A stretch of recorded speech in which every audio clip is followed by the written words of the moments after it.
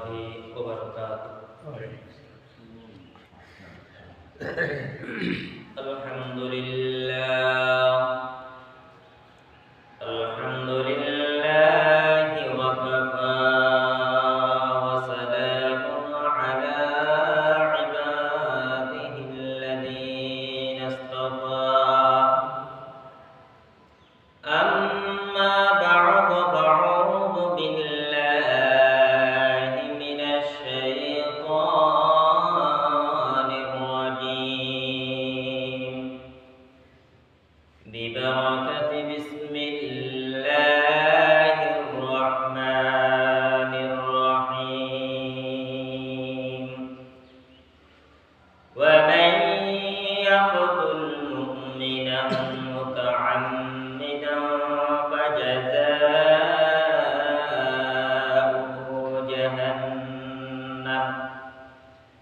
فجزاؤه جهنم خالدا فيها وغضب الله عليه ولعنه وأعد له عذابا عظيما.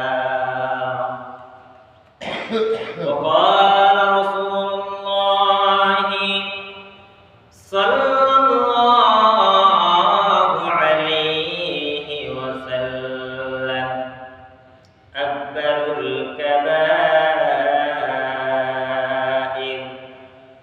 الإشراك بالله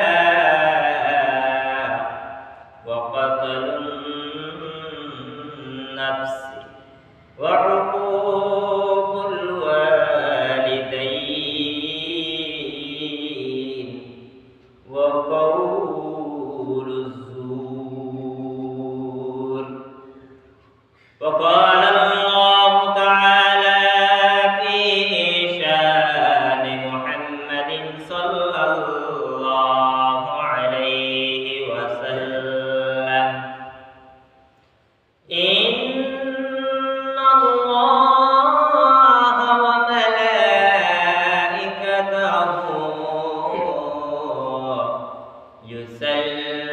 يصلون على النبي يا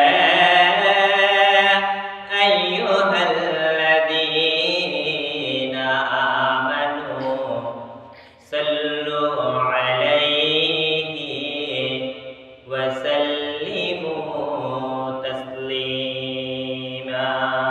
اللهم صل على سيدنا مولانا محمد وعلى آل سيدنا مولانا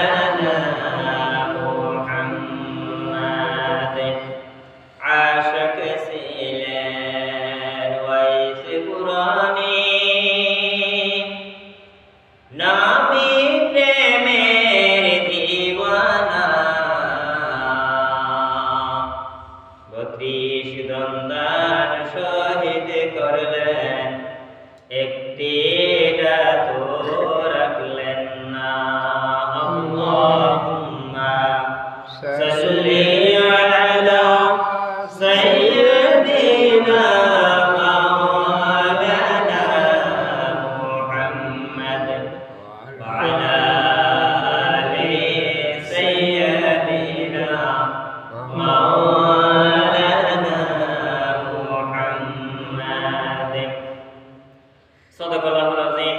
সম্মানিত উপস্থিত ইমানদার মুআজ্জাজ আমার প্রাণপ্রিয় মুসল্লিয়ানে কেরাম, বিশেষ করে দাঁড়িয়ে থাকা মাতার তাজ মুরব্বিয়ান আযম, সমবয়সের যুবক তরুণ ভাইয়েরা, আমরা সকলেই সর্বপ্রথম আল্লাহ পাক তাবারক ওয়া তাআলার দরবারে শুকরিয়া আদায় করি যে আল্লাহ রাব্বুল ইজ্জত ওয়াল জালাল এই রকমের ঘৃণ্য ফাসাদের যুগে এসে একেবারে ঈমান এর উপর টিকে থাকা দুর্যোগের সময়ে এসে আল্লাহ আমাদেরকে রহম করম করে আজকের মতো এই মহিমান্বিত দিনের মধ্যে আল্লাহ তাআলার নিকট সর্বোত্তম জায়গা আল্লাহর ঘর অত্র জামে মসজিদে সমবেত হওয়ার তৌফিক দান করেছেন। সেই মনিবের দরবারে পরিমত শুকর আদায় করে আমরা সকলে করি আলহামদুলিল্লাহ। আলহামদুলিল্লাহ। সম্মানিত প্রিয় হাজরিন, বর্তমান পরিস্থিতিকে সামনে নিয়ে এইরকম পরিস্থিতি হলে কে হতে পারে, এরকম একটি পরিস্থিতি হবে সেটা আল্লাহ জানেন। সেই জন্য আল্লাহ কোরআনে আয়াত দিয়েছে। তার উপরে নির্ভর করে পবিত্র কালামে হাকিমের সূরাতুন নিসা 93 নম্বর একটি আয়াত কারিমা তেলাওয়াত করেছি এবং বিশ্বনবী আকায়ে নামদার তাজদার মদিনা মুহাম্মদ রাসূল সাল্লাল্লাহু আলাইহি ওয়াসাল্লামের বর্ণিত হাদিস শরীফ থেকে একটি হাদিস শরীফ পাঠ করেছি। আল্লাহ যদি তৌফিক দেয় অল্প সময় এই আয়াত আর হাদিসকে সামনে রেখে কিছু কথা বলবো। মা তৌফিক ইল্লা বিল্লাহ ওয়া ইলাইহি। মূলত আজকে যে আয়াত এবং হাদিস শরীফটি আপনাদের সামনে তেলাওয়াত করা হয়েছে, এই আয়াত আর হাদিসে মূল বিষয়বস্তুটা হলো ইসলামে মানুষের রক্তের মূল্য এবং মানব হত্যার ভয়াবহ পরিণতি। রক্ত এটার অবশ্যই মূল্য আছে। আর যেখানে পাখির মতো করে বনের পশুর শিকারের মতো করে আমরা মানুষ হত্যা করতেছি, তার পরিণয় কি, তার পরিণতি কি, সেই বিষয় নিয়ে অল্প সময় কথা বলার চেষ্টা করি। যে আয়াতটি তেলাওয়াত করেছিলাম এই আয়াতের সরল তর্জমাটা শুনি আগে। আল্লাহ রাব্বুল আলামিন বলেন, বিসমিল্লাহির রাহমানির রাহিম, ওয়া মান ইয়াকতুল মুমিনান মুতাআম্মিদান ফাজাযাউহু জাহান্নামু খালিদান ফিহা ওয়া গাদিবা আল্লাহু আলাইহি ওয়া লা'নাহু ওয়া আ'আদ্দা লাহু আযাবান আযীমা। আমার মালিক বলেন, ওয়া মান ইয়াকতুল মুমিনান মুতাআম্মিদান, যে কেউ কোন মুমিন ব্যক্তিকে ইচ্ছাকৃত ইসলামী শরীয়তের বিধান ব্যতি রেখে হত্যা করবে, ফাজাযাউহু জাহান্নাম, তার পরিণাম হলো জাহান্নাম। জাহান্নাম কয় দিনের জন্য দেওয়া হবে তাকে, কয় মিনিটের জন্য, কয় ঘন্টার জন্য আল্লাহ তাও বলে দিলেন, খালিদান ফিহা, চিরস্থায়ীভাবে হত্যাকারী ব্যক্তির জন্য জাহান্নাম অবধারিত। শুধু জাহান্নাম দিবেন তা নয়, আল্লাহ আরো বলেন, ওয়া গাদিবাল্লাহু আলাইহি, আল্লাহ তার উপর রাগান্বিত। এরপর আরো বলেন, ওয়া লা'নাহু, আল্লাহ তাকে অভিশাপ দিতে থাকেন।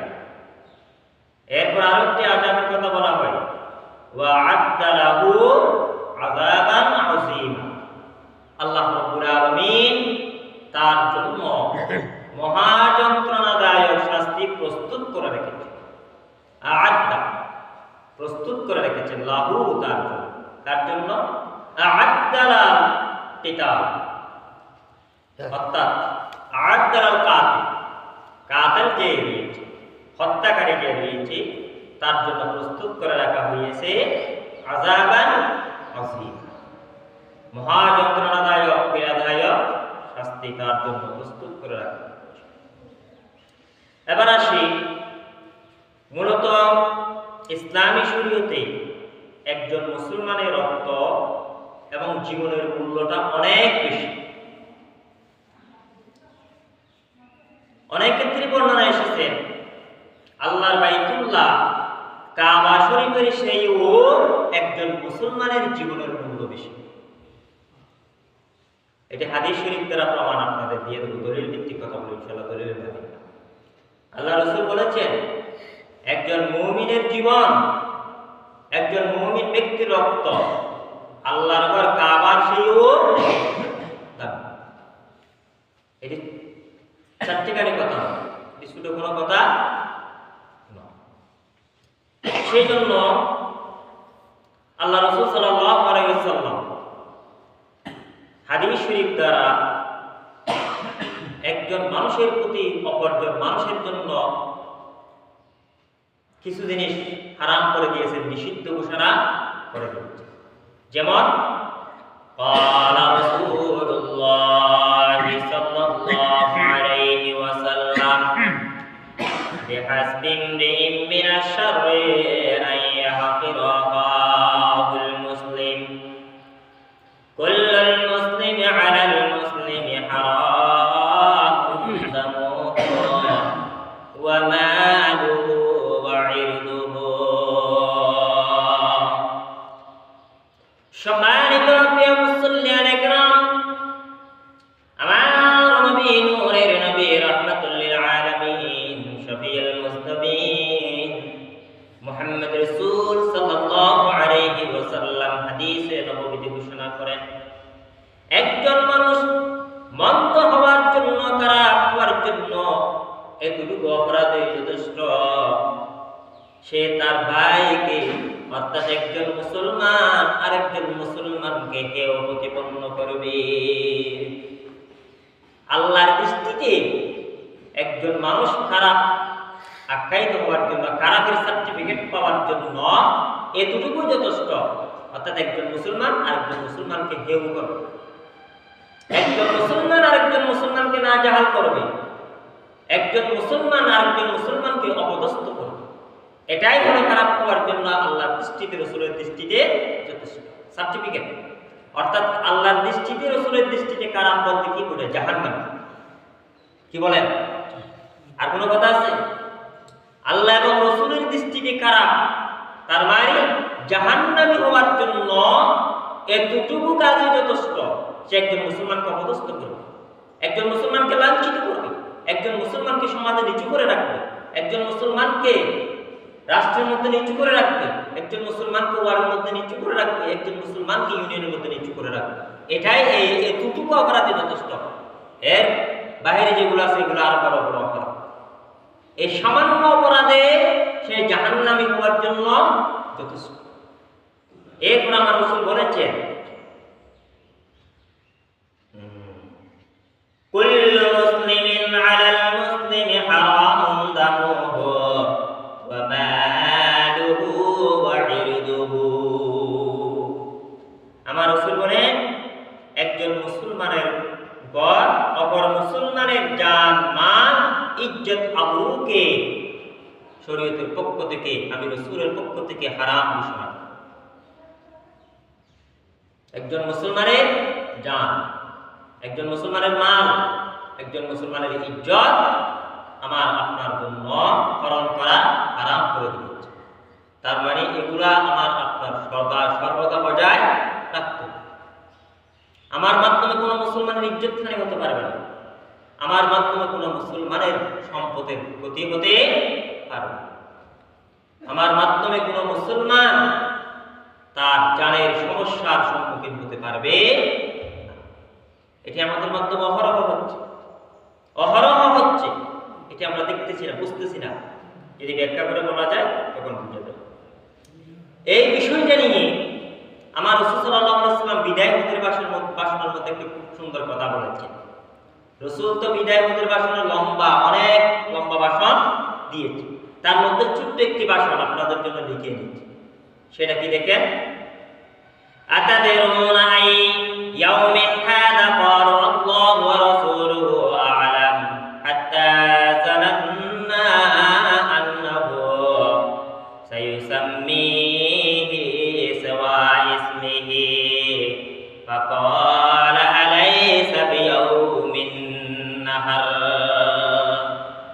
আমার রাসূল সাল্লাল্লাহু আলাইহি ওয়াসাল্লাম বিদায় হজের ভাষণ দেওয়ার জন্য যখন আরাফার ময়দানে একত্রিত হলেন, সেখানে গিয়ে আমার রাসূল উপস্থিত সাহাবাদের বললেন, ও আমার প্রিয় সাহাবারা, তোমরা কি জানো আজকের দিন ঠিক কোন দিন? সাহাবায়ে কেরামরা জবাবে বললেন, আল্লাহ এবং আল্লাহর রাসূলই ভালো জানেন। আমরা ধারণা করি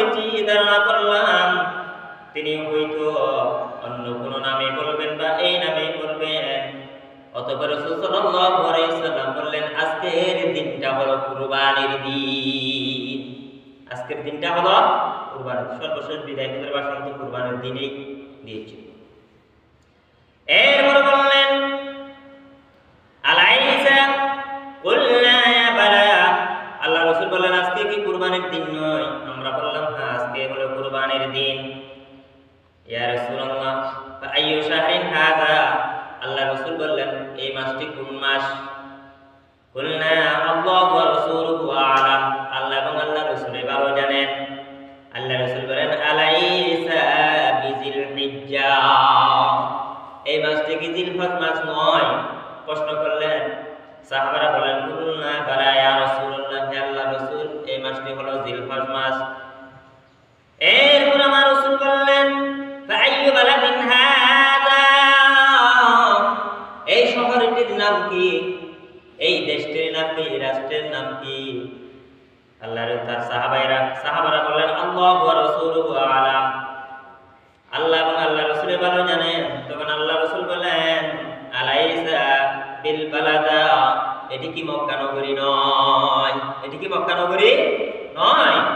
قال قلنا بلى يا رسول الله, আল্লাহ রাসূল হ্যাঁ এটি হলো পবিত্র মক্কা নগরী ইত্যাদি কথা বলার পর আমার রাসূল বললেন قال فإن دماءكم وأموالكم وأرضاكم عليكم حرام كحرمة يومكم هذا في شهركم هذا في بلدكم هذا।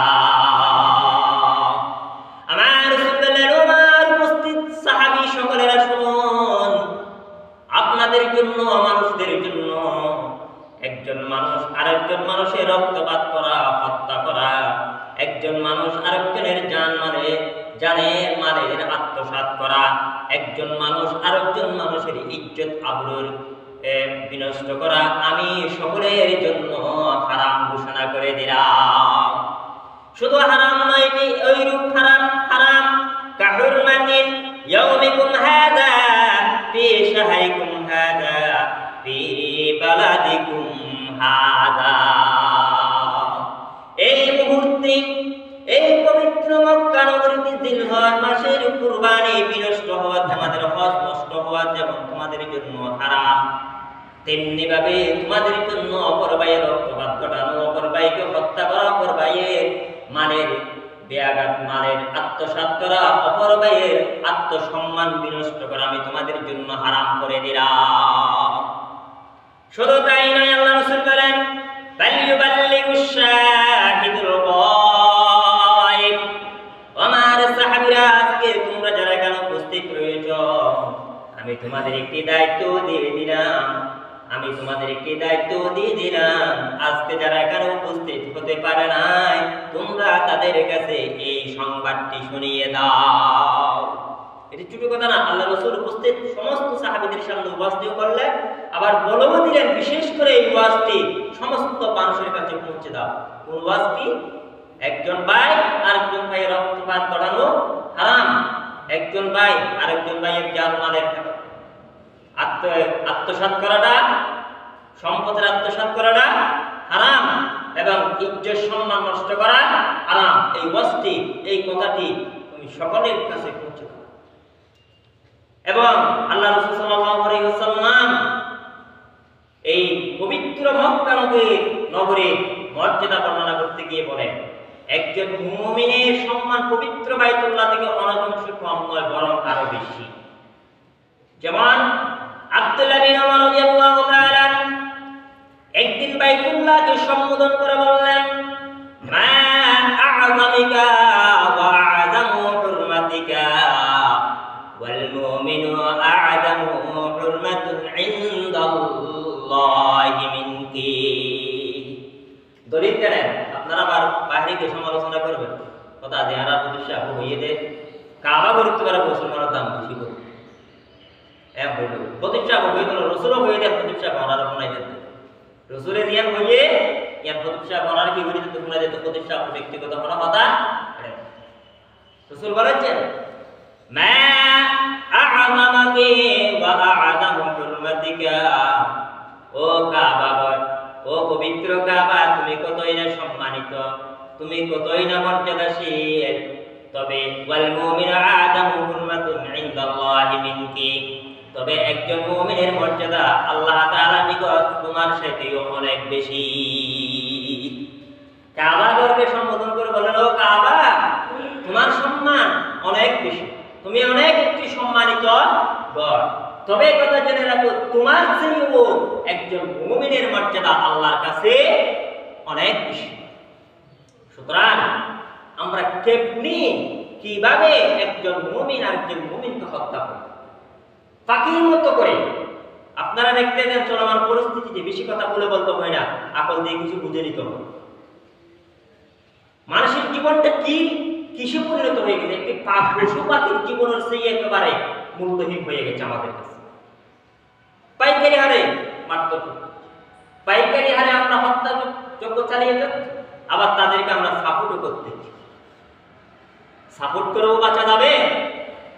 যারা হত্যাকারীদের সাপোর্ট করে তারাও কখনো বাঁচতে পারবে না, তারাও হত্যাকারীদের সাথে জাহান্নামের অংশীদার হবে। ইনশাআল্লাহ আল্লাহ সময় দিলে একথাটাও।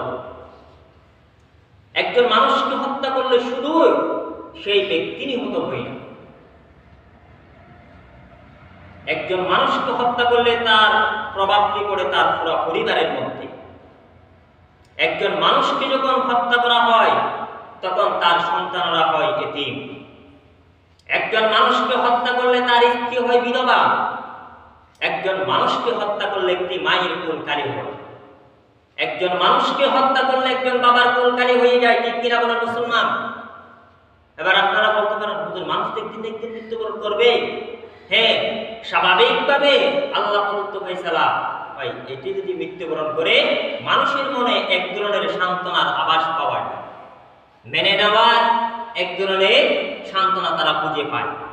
কিন্তু দুর্ঘটনার কারণে, হত্যার কারণে, অনৈতিকভাবে যদি তাকে পিটিয়ে হত্যা করে, কিন্তু তার যন্ত্রণা স্বজনেরা সহজে ভুলতে পারে না, তার অন্তরের মধ্যে বেশি আঘাত লেগেই থাকে। ঠিক কিনা? তারাও তার হত্যাকারীদের হত্যা করার জন্য একটু উৎপুত হয়ে উৎপেতে উঠে। ঠিক কিনা বলেন? প্রতিশোধ নেওয়ার স্পৃহা নিয়ে তারা জাগ্রত হয়, তার হত্যাকাণ্ড বাড়তেই থাকে। সাপোজ আমি এই ভাইকে হত্যা করলাম, কিন্তু এই ভাইয়ের সন্তান তো আছে, এই হুজুর হত্যা করলো, আমি আমার বাবার হত্যাকারী বিচার চাইবো, একদিন একদিন হত্যা করবো। সে সব সময় চেষ্টা করবে কিভাবে আমাকে আবার হত্যা করবে। তাহলে আমি একটা হত্যার কারণে আরেকটি হত্যা বাড়লো, আবার আমার স্বজনেরা আবার বললো তো অমুক হত্যা করবে, এইভাবে হত্যাটি বাড়তেই থাকে। আল্লাহ রাসূল সাল্লাল্লাহু আলাইহি ওয়াসাল্লাম বলেন, একজন মানুষকে হত্যা করা মানে পুরো পৃথিবী হত্যা করা। একজন মানুষকে হত্যা করা মানে পুরো পৃথিবীকে হত্যা করা। তো যাই হোক, আল্লাহ সুবহানাহু ওয়া তাআলা কি বলেছেন দেখেন, মান কাতালা নাফসান বিগাইরি নাফসিন আও ফাসাদিন ফিল আরদি ফাকাআন্নামা কাতালান নাস জামিআ ওয়া মান আহইয়াহা ফাকাআন্নামা আহয়ান নাস জামিআ। ও মুসলমান, সূরা মাইদা 32 নম্বর আয়াত। আল্লাহ রাব্বুল আলামিন বলেন, কেউ যদি কাউকে হত্যা করে এবং তা অন্য কাউকে হত্যা করার কারণে কিংবা পৃথিবীতে অশান্তি বিস্তারের কারণে নয়, তাহলে সে যেন সমস্ত মানব জাতিকে হত্যা করল।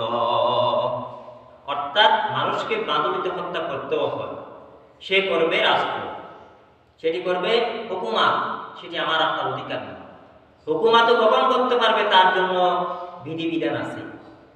হুকুমাতের উপরে ক্ষমতা আছে বলে যেমনি ইচ্ছে তেমনি হত্যাযজ্ঞ চালিয়ে যাবে তা, আবার যেমনি ইচ্ছে তেমনি যদি হত্যাযজ্ঞ চালিয়ে যাও, কাল কিয়ামতের ময়দানে এই হুকুমতে আপনার জন্য জাহান্নামে নিয়ে যাওয়ার জন্য যথেষ্ট। সম্মানিত প্রিয় হাত, আল্লাহ নিজে বলেছেন, মান কাতালা নাফসান বিগাইরি নাফসিন আও ফাসাদিন ফিল আরদি ফাকাআন্নামা কাতালান নাসা জামিআ।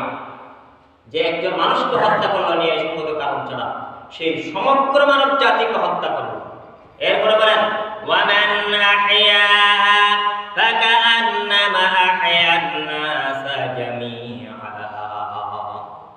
আল্লাহ বলেন যে একজন মানুষকে মৃত্যুর হাত থেকে রক্ষা করতে পারলো, সে পুরা জাতিকে রক্ষা করল। এটি আমি বলি নাই, স্বয়ং আল্লাহ সূরা মাইদার মধ্যে বলেছেন।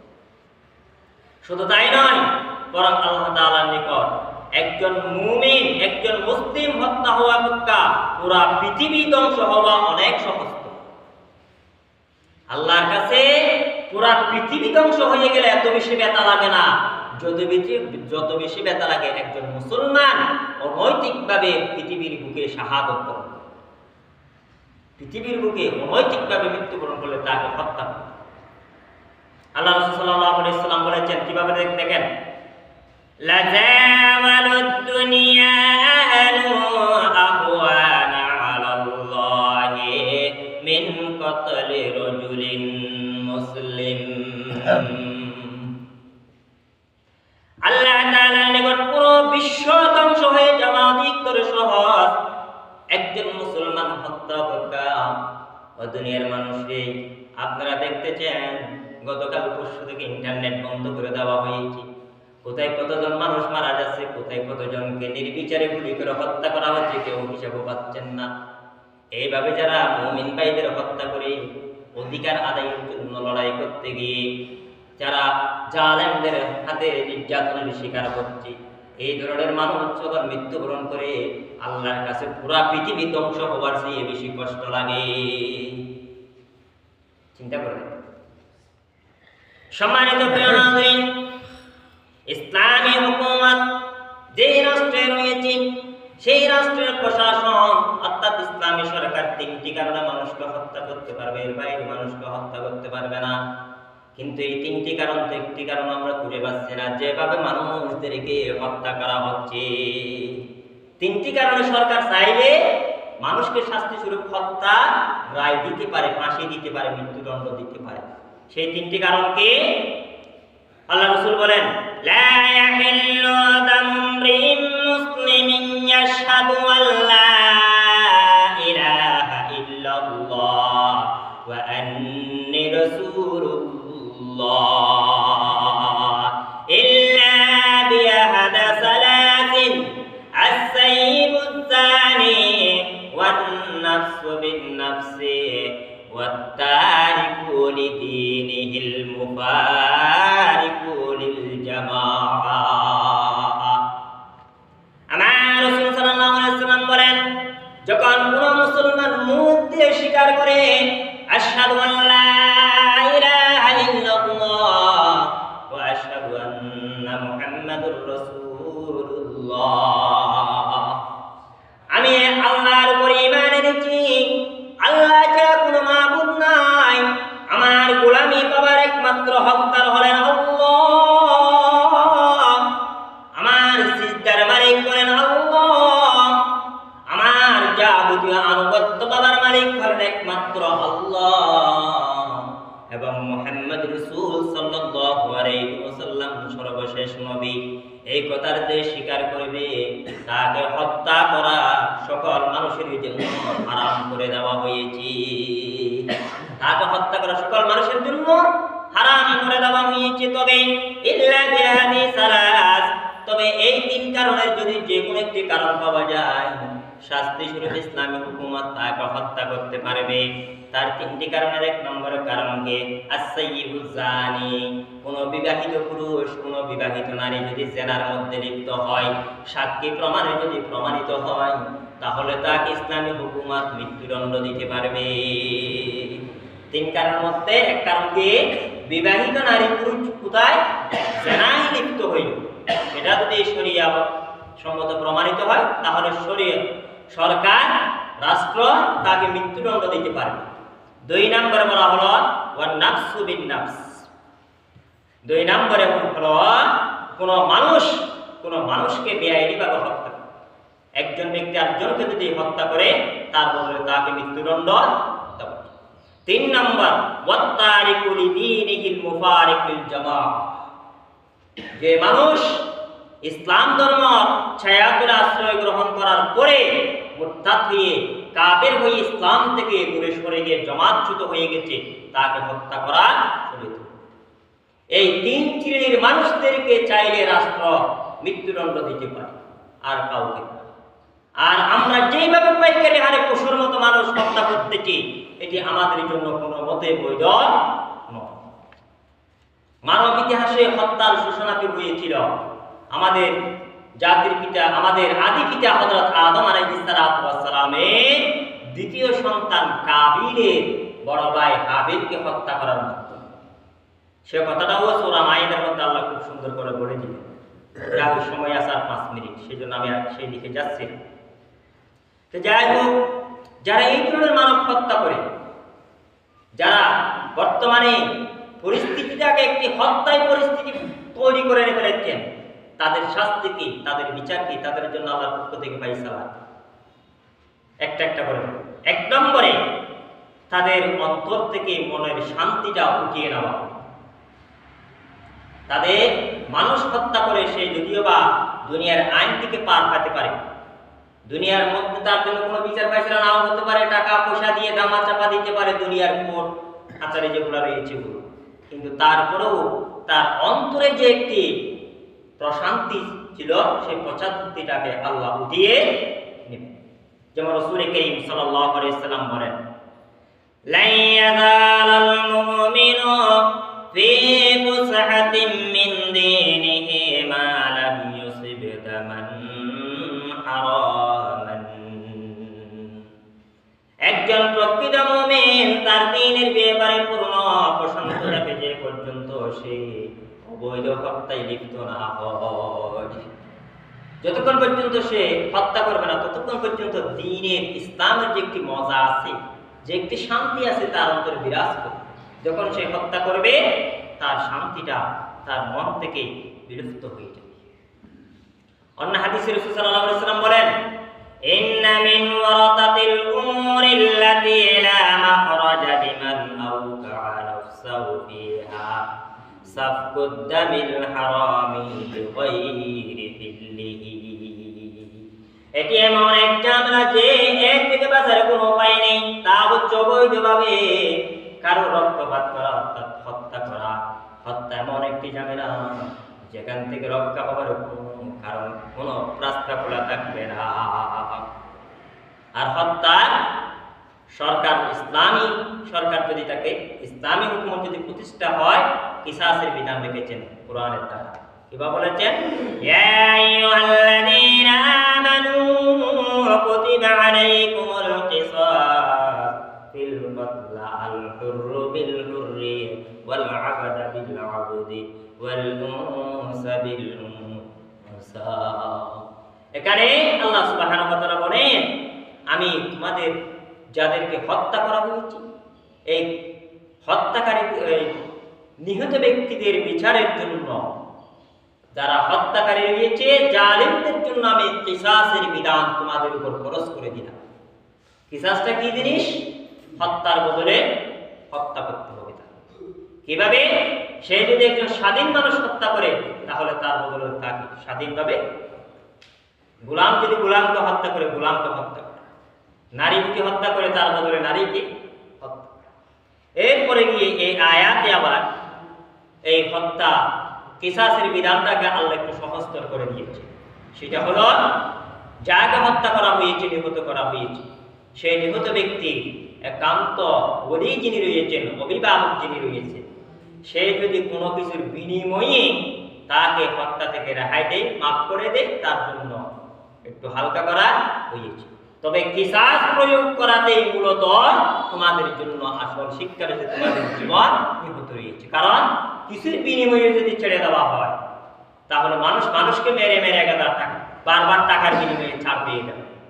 সেই জন্য একজন মানুষকে যখন মৃত্যু মারবে, তখন তাকে যদি পাবলিক ময়দানে এনে যখন হত্যা করবে, তার কিসাসটি যখন বাস্তবায়ন করবে, পুরো বাংলাদেশের মধ্যে 2টা বাস্তবায়ন করলে হয়ে যাবে, একটা বাস্তবায়ন করলে হয়ে যাবে।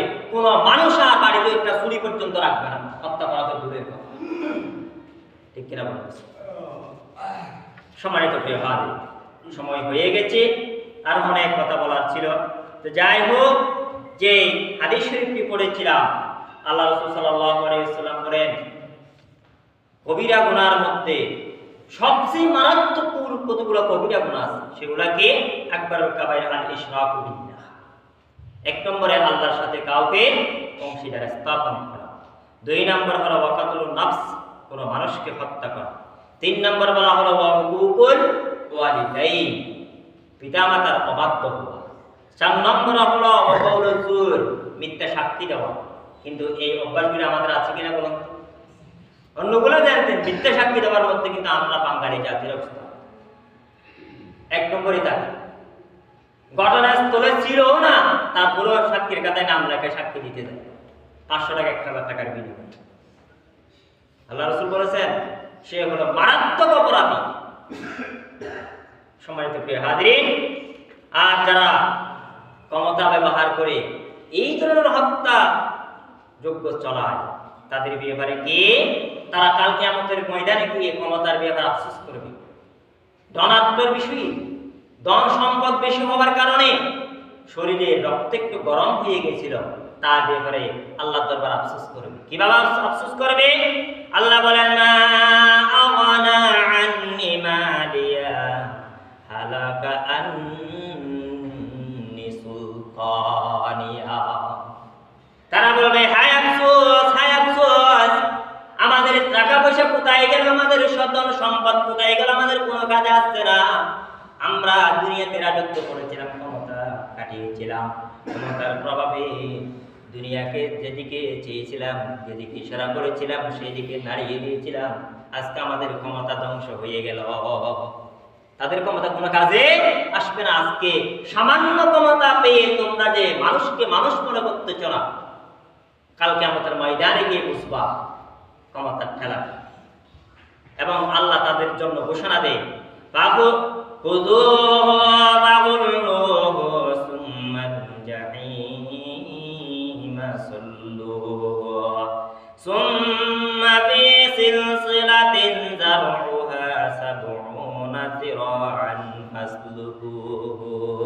আল্লাহ বলেন ধরো তাদেরকে, দুনিয়াতে ক্ষমতা দেখে ক্ষমতার ডাগরটাকে মানুষদেরকে নির্বিচারে হত্যা করেছিল, মানুষ মেরেছিল, ধরো তাদেরকে জাহান্নামে নিক্ষেপ করো এবং তাদেরকে এমন শিকলের শিকল দিয়ে বেড়ি বাঁধিয়ে দাও যে শিকলটির লম্বা হবে 70 হাত। সম্মানিত প্রিয় হাজির, শুধু এই হত্যা যে করবে তে নয়, একজন মানুষকে একজন হত্যা করলে সে জাহান্নামে যাবে তা নয়। যদি পুরো দুনিয়াবাসী মিলে একজন মানুষকে হত্যা করে, পুরো দুনিয়াবাসীকে এই হত্যার জন্য আসামি হয়ে হত্যাকারী হিসেবে কাল কিয়ামতের ময়দানে জাহান্নামের অংশীদার। আল্লাহ রাব্বুল আলামিন যতটুকু বলার সুযোগ হয়েছে আমাকে এবং আপনাদের সকলকে আমল করার জন্য তৌফিক দান করুন। ওয়া মা তৌফিকি ইল্লা বিল্লাহ ওয়া ইলাইহি